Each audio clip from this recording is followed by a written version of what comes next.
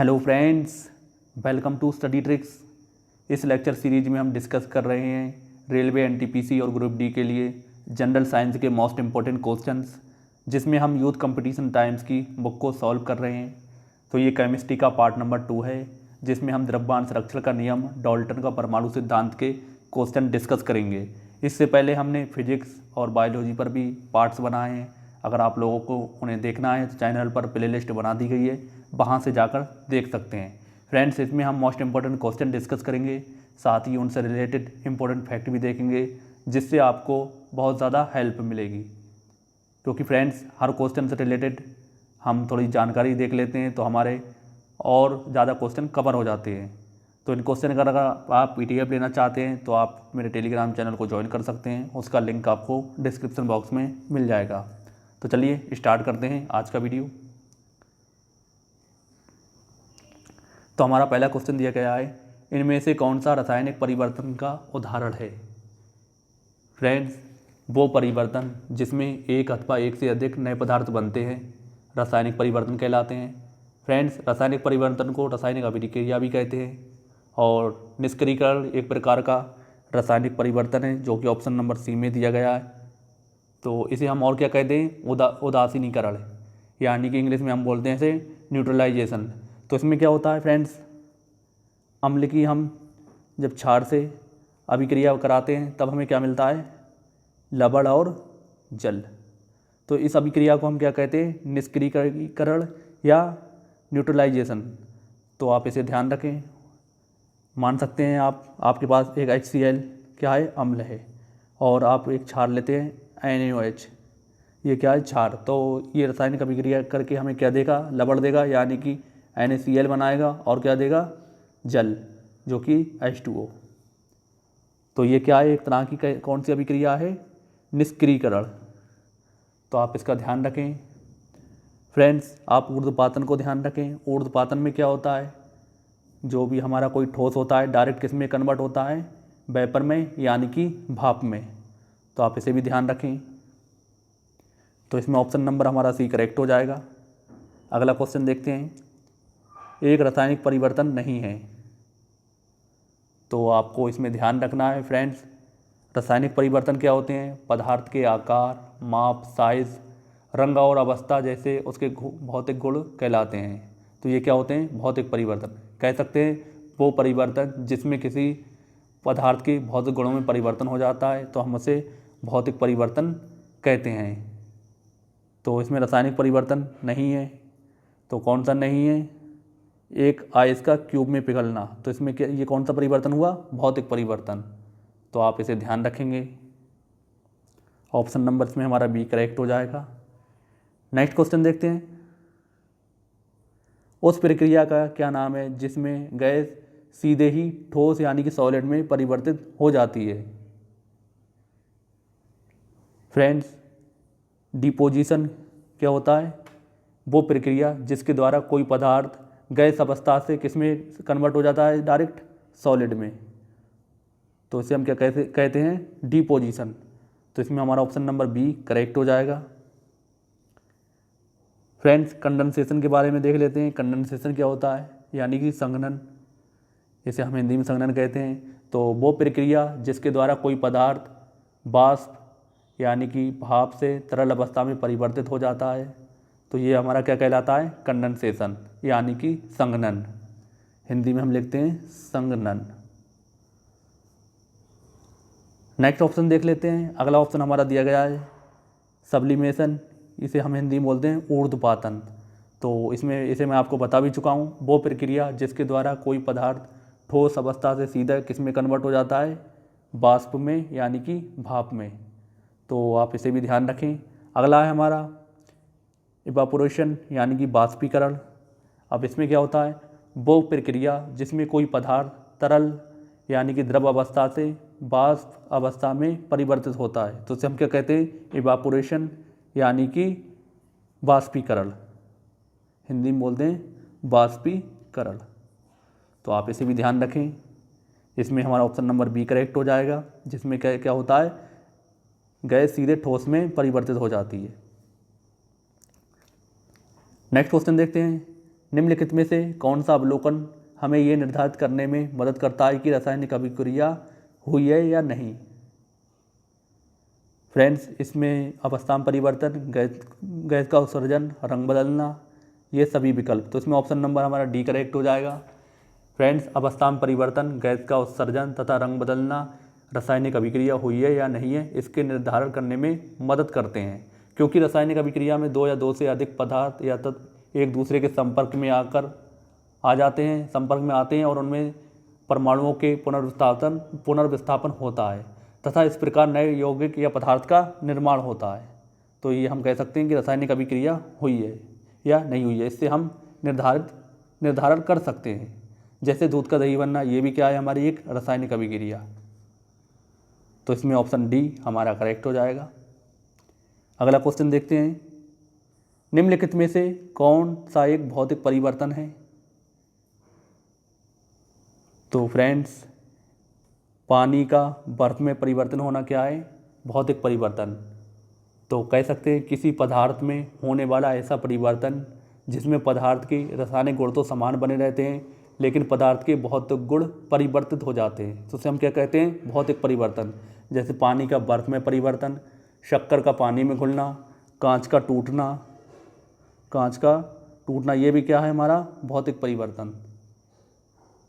तो पदार्थ में होने वाला वो परिवर्तन जिसमें कोई नया पदार्थ बनता है जो मूल पदार्थ के रासायनिक या भौतिक गुणों को पूर्णतः भिन्न होता है, तो उस परिवर्तन को हम क्या कहते हैं, रासायनिक परिवर्तन। जैसे लोहे पर जंग लगना किसका उदाहरण है, रासायनिक परिवर्तन का। दूध से दही बनना, ये भी किसका उदाहरण है, रासायनिक परिवर्तन का। तो आप इन सब का ध्यान रखें, ये भी एग्जाम में पूछे जाते हैं। तो इसमें ऑप्शन ए हमारा करेक्ट हो जाएगा। अगला क्वेश्चन देखते हैं, निम्न में से कौन सा रासायनिक परिवर्तन का उदाहरण नहीं है। तो इनमें से कौन सा रासायनिक परिवर्तन का उदाहरण नहीं है, जल का जल वाष्प में परिवर्तन होना। तो इसमें ऑप्शन सी हमारा करेक्ट हो जाएगा। तो फ्रेंड्स, मैं आपको बता भी चुका हूँ, वो परिवर्तन जिसमें परिवर्तन के पश्चात पदार्थ को पुनः पूर्व अवस्था में आसानी से प्राप्त ना किया जा सके, तो उसे हम क्या कहेंगे, रासायनिक परिवर्तन। इसमें नया पदार्थ बनता है। और भौतिक परिवर्तन में क्या होता है, भौतिक परिवर्तन में उसके गुण परिवर्तित हो जाते हैं। तो आप इन सब का ध्यान रखें। दूध से दही का बनना, ये रासायनिक परिवर्तन का उदाहरण है। पाचन क्रिया, ये भी क्या है, रासायनिक परिवर्तन का उदाहरण। लोहे पर जंग लगना, ये भी रासायनिक परिवर्तन का उदाहरण है। जबकि जल से जलपास में परिवर्तन होना, ये किसका उदाहरण है, भौतिक परिवर्तन का। तो इन्हें भी आप ध्यान रखें, इनसे भी एग्जाम में क्वेश्चन देखने को मिलते हैं। नेक्स्ट क्वेश्चन देखते हैं, निम्नलिखित में से कौन सा विकल्प रासायनिक परिवर्तन है। तो मैं आपको बता भी चुका हूँ, दूध का दही में परिवर्तित होना क्या है, एक रासायनिक परिवर्तन। तो इसमें ऑप्शन नंबर हमारा ए करेक्ट हो जाएगा। अगला क्वेश्चन देखते हैं, निम्नलिखित में से कौन सा एक भौतिक परिवर्तन है। फ्रेंड्स, बर्फ़ का पिघलना, बर्फ़ में क्या हो रहा है, भौतिक परिवर्तन। तो पदार्थ में होने वाला वो परिवर्तन जिसमें केवल उसकी भौतिक अवस्था में परिवर्तन होता है तथा उसके रासायनिक गुण में कोई परिवर्तन नहीं होता है, तो इसे हम क्या कहते हैं, भौतिक परिवर्तन। तो आप इसका ध्यान रखें, बर्फ़ का पिघलना, ये भी क्या है, भौतिक परिवर्तन। कांच का टूटना, ये भी क्या, हमारा भौतिक परिवर्तन। तो इसमें ऑप्शन सी हमारा करेक्ट हो जाएगा, आप इसका ध्यान रखें। अगला क्वेश्चन देखते हैं, कौन सा नियम कहता है कि रासायनिक अभिक्रिया में द्रव्यमान को ना तो उत्पन्न किया जा सकता है और ना ही नष्ट किया जा सकता है। फ्रेंड्स, द्रव्यमान संरक्षण का नियम कहता है कि द्रव्यमान को ना तो उत्पन्न किया जा सकता है और ना ही नष्ट किया जा सकता है।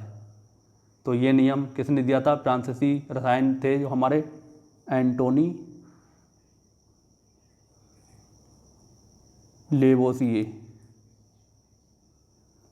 तो इनके अनुसार द्रव्यमान संरक्षण का इन्होंने नियम दिया था। द्रव्यमान संरक्षण के नियम के अनुसार किसी भी रासायनिक अभिक्रिया के द्रव्यमान को ना तो उत्पन्न किया जा सकता है और ना ही नष्ट किया जा सकता है। कह सकते हैं एक रासायनिक अभिक्रिया में उत्पादों का द्रव्यमान तथा अभिकारकों का द्रव्यमान बराबर होता है। कहने का मकसद ये है, ए और बी को मिलाकर हम कोई रासायनिक अभिक्रिया कर रहे हैं तो हमारा सी और डी बन रहा है। तो ये क्या है हमारे अभिकारक और ये क्या उत्पाद। तो इनका द्रव्यमान संरक्षित रहेगा, यानी जितना द्रव्यमान रासायनिक अभिक्रिया से पहले है उतना ही रासायनिक अभिक्रिया के बाद होगा। तो आप इसका ध्यान रखें। इसमें ऑप्शन नंबर हमारा डी करेक्ट हो जाएगा। नेक्स्ट क्वेश्चन हमारा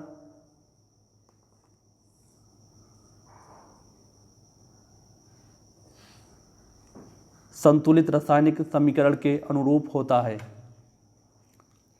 फ्रेंड्स, एक संतुलित रासायनिक समीकरण द्रव्यमान संरक्षण नियम के अनुरूप होता है। तो इसमें ऑप्शन नंबर हमारा ए करेक्ट हो जाएगा। तो आप इसका भी ध्यान रखें।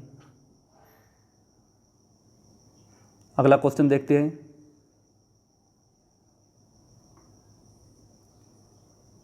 एक रासायनिक अभिक्रिया के दौरान अभिक्रियाओं, अभिकारकों और उत्पादों के द्रव्यमानों का योग अपरिवर्तित रहता है, इसे क्या कहा जाता है। तो जैसा कि मैं आपको अभी बता भी चुका हूँ, इसे कहते हैं द्रव्यमान संरक्षण का सिद्धांत। तो इसमें ऑप्शन डी करेक्ट हो जाएगा। इसमें क्या होता है, कोई भी रासायनिक अभिक्रिया होती है जिससे अभिकारकों और उत्पादों का द्रव्यमान समान रहता है, यानी परिवर्तित नहीं होता है। तो आप इसे ध्यान रखें। ऑप्शन डी इसमें हमारा करेक्ट है। नेक्स्ट क्वेश्चन देखते हैं। निम्नलिखित वैज्ञानिकों में से किसने स्थिर अनुपात के नियम को प्रतिपादित किया था।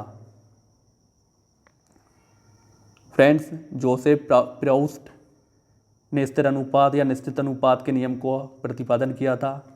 तो इस नियम के अनुसार प्रत्येक रासायनिक यौगिक में उसके अवयवी तत्व द्रव्यमान के अनुसार सदैव एक निश्चित अनुपात में पाए जाते हैं, चाहे वो यौगिक किसी भी विधि से प्राप्त किया गया हो। तो आप इसका ध्यान रखेंगे। इसमें ऑप्शन बी हमारा करेक्ट हो जाएगा। अगला क्वेश्चन देखते हैं। निश्चित अनुपात के नियम अनुसार, तो आप इसे ध्यान रखेंगे, रासायनिक पदार्थ में तत्व हमेशा द्रव्यमान के निश्चित अनुपात में मौजूद होते हैं। तो इसमें ऑप्शन सी हमारा करेक्ट हो जाएगा। फ्रेंड्स, निश्चित अनुपात का नियम किसने दिया था, प्राउस्ट ने दिया था। इस नियम के अनुसार किसी रासायनिक यौगिक में अवयवी तत्वों के भारों या द्रव्यमानों का एक सदैव निश्चित अनुपात रहता है। तो आप इसका ध्यान रखेंगे। उदाहरण के लिए आपके पास H2O है, तो हाइड्रोजन और ऑक्सीजन के भारों का अनुपात कितना है, 1:8। किसी भी स्रोत से अगर हम प्राप्त जल में हाइड्रोजन और ऑक्सीजन का भारों का अनुपात देखेंगे तो हमें कितना मिलेगा, 1:8। तो यही क्या हमारा निश्चित अनुपात का नियम। तो इसमें ऑप्शन सी हमारा करेक्ट हो जाएगा। नेक्स्ट क्वेश्चन है हमारा, निम्नलिखित में से किस नियम के अनुसार दिए गए रासायनिक पदार्थ में हमेशा वही समान तत्व होते हैं जो वजन से एक निश्चित अनुपात में संयुक्त होते हैं। फ्रेंड्स, स्थिर या निश्चित अनुपात का नियम क्या होता है। तो स्थिर निश्चित अनुपात के नियम का प्रतिपादन किसने किया था, मैंने आपको बता भी चुका हूँ, प्राउस्ट ने। ये नियम प्राउस्ट ने दिया था। उन्होंने बताया था किसी रासायनिक यौगिक में उपस्थित अवयवी तत्वों के द्रव्यमानों का अनुपात सदैव स्थिर रहता है। जैसे आप कह सकते हैं मेरे पास एक रासायनिक अभिक्रिया है 2NaCl2, तो मेरा क्या बनेगा 2NaCl। तो NaCl के यौगिकों में को बनाने के लिए सोडियम में 23 ग्राम क्या है, सोडियम है, और क्लोरीन कितना है 35.5। फ्रेंड्स, किसी भी तरह ये रासायनिक अभिक्रिया हो लेकिन इनका अनुपात ये समान रहेगा। तो यही क्या है, एक स्थिर या निश्चित अनुपात का नियम। तो इसमें हमारा ऑप्शन नंबर ए करेक्ट हो जाएगा, स्थिर अनुपात का नियम। अगला क्वेश्चन देखते हैं। कार्बन डाइऑक्साइड के सभी नमूनों में 3 अनुपात के द्रव्यमान अनुपात में कार्बन और ऑक्सीजन होती है। ये नियम किस नियम के साथ सहमति में है। तो फ्रेंड्स, मैं जैसा कि बता चुका हूँ, लगातार समानुपात के। तो इसमें ऑप्शन नंबर बी हमारा करेक्ट हो जाएगा। फ्रेंड्स, इस नियम के अनुसार स्थिर अनुपात के किसी रासायनिक यौगिकों में तत्वों के द्रव्यमानों का अनुपात निश्चित होता है। तो आपको इस चीज़ का ध्यान रखना है। इसमें जो आयोग था उसने अलग अलग ऑप्शन दिए थे, तो आपको इसे ध्यान रखना है। लगातार समानुपात को आपको टिक करना है। इन्होंने स्तर अनुपात का नाम नहीं दिया था। तो इसमें ऑप्शन बी हमारा करेक्ट हो जाएगा, आप इसे ए ना माने, ऑप्शन बी इसमें हमारा करेक्ट हो जाएगा। पीडीएफ में इसका सुधार कर दिया जाएगा। नेक्स्ट क्वेश्चन देखते हैं, डाल्टन के सिद्धांत इस नियम पर आधारित था। फ्रेंड्स, डाल्टन का परमाणु सिद्धांत रासायनिक संयोजन के नियम पर आधारित था, तो इसमें ऑप्शन बी हमारा करेक्ट हो जाएगा, रासायनिक संयोजन। तो इसमें क्या था, तो इस सिद्धांत के अनुसार सभी द्रव्य चाहे तत्व यौगिक हो या मिश्रण हो, सूक्ष्म कणों से मिलकर बने होते हैं, जिन्हें हम क्या कहते हैं, परमाणु। तो डाल्टन के परमाणु सिद्धांत के अनुसार परमाणु पदार्थ का विभाज्य कण है, यानी कि इसे अब विभाजित नहीं किया जा सकता। रासायनिक संयोजन मुख्य रूप से दो नियम हैं, एक हमारा क्या है, द्रव्यमान संरक्षण का नियम, दूसरा क्या है, निश्चित अनुपात का नियम। तो आपको इसे भी ध्यान रखना है, ऑप्शन बी इसमें हमारा करेक्ट हो जाएगा। अगला क्वेश्चन देखते हैं, डाल्टन की पद्धति के अनुसार निम्न में से कौन सा कथन सही है। फ्रेंड्स, परमाणु पदार्थों का अविभाज्य कण है, यानी कि इसे विभाजित नहीं किया जा सकता, तो ये डाल्टन की पद्धति के अनुसार सही है। तो ऑप्शन इसमें हमारा डी करेक्ट हो जाएगा। फ्रेंड्स, इनके नियम के अनुसार जॉन डाल्टन के प्रत्येक पदार्थ छोटे छोटे कणों से मिलकर बना होता है, जिन्हें हम क्या कहते हैं, परमाणु। और परमाणु को किसी भी भौतिक या रासायनिक विधि से विभाजित नहीं किया जा सकता है, तो इसे आप ध्यान रखें। फ्रेंड्स, डाल्टन का परमाणु सिद्धांत द्रव्यमान संरक्षण के नियम और निश्चित अनुपात के नियम पर आधारित है। इस सिद्धांत के प्रमुख बिंदु आप ध्यान रखें। तो इनका पहला पॉइंट होता है, प्रत्येक तत्व अति सूक्ष्म अविभाज्य कणों से मिलकर बना होता है, जिसे हम क्या कहते हैं, परमाणु, जिन्हें हम परमाणु कहते हैं। भिन्न भिन्न तत्वों के परमाणु के गुण भिन्न भिन्न होते हैं, जाहिर सी बात है। जो अलग अलग परमाणु होंगे तो मतलब कोई भी तत्व किससे मिलकर बना है, परमाणुओं से। तो जो इसके अंदर परमाणु होंगे तो उनके गुण अलग अलग तत्वों के अलग अलग होंगे, तो आपको इस चीज़ का ध्यान रखना है। तो ऑप्शन डी इसमें हमारा करेक्ट हो जाएगा। नेक्स्ट क्वेश्चन देखते हैं, निम्नलिखित में से क्या डाल्टन के परमाणु सिद्धांत की अवधारणा नहीं है। तो आपको ये भी फ्रेंड्स क्वेश्चन में देखना है कि नहीं है या है। इस नहीं से कई क्वेश्चन गलत होते हैं फ्रेंड्स। तो इसमें ऑप्शन हमारा डी करेक्ट होगा, सभी पदार्थ छोटे कणों से मिलकर बने होते हैं, जिन्हें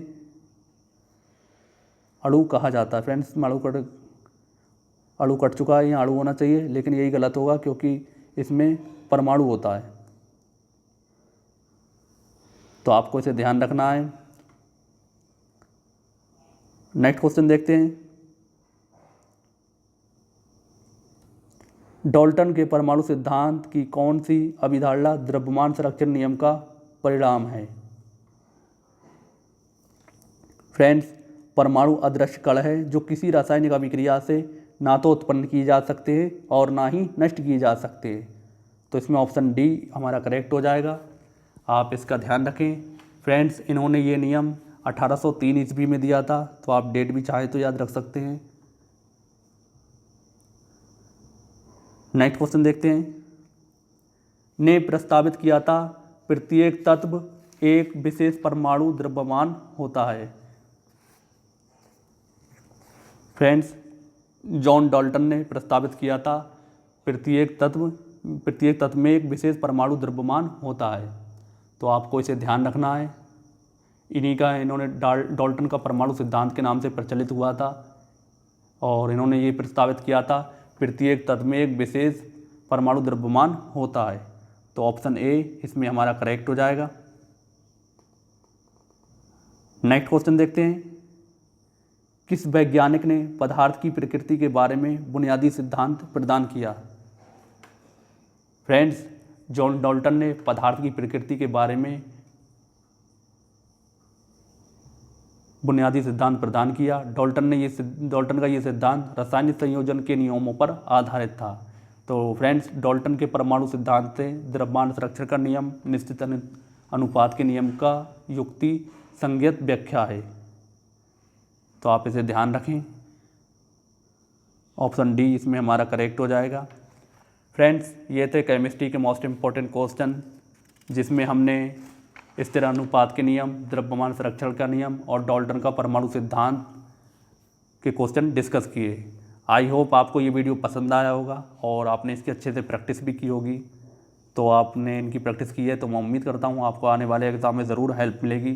फ्रेंड्स, आप वीडियो को शेयर करते रहें ताकि मुझे मोटिवेशन मिलता रहे, और मैं आपके लिए एक वीडियो तो बनाता ही हूँ डेली, और कोशिश करूँगा आने वाले टाइम में जब सपोर्ट आप लोगों का ज़्यादा होगा तो आपको तीनों सब्जेक्ट केमिस्ट्री, बायोलॉजी, फिजिक्स पर एक एक वीडियो डेली प्रोवाइड करूँगा ताकि आपकी तैयारी अच्छे से हो सके। तो आप लोगों से मेरी रिक्वेस्ट है, जितना ज़्यादा हो सकता है वीडियो को शेयर करें।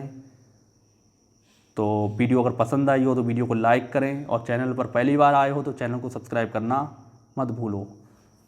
तो मिलते हैं हम नेक्स्ट वीडियो में अपने नए टॉपिक के साथ। तब तक के लिए जय हिंद, जय भारत।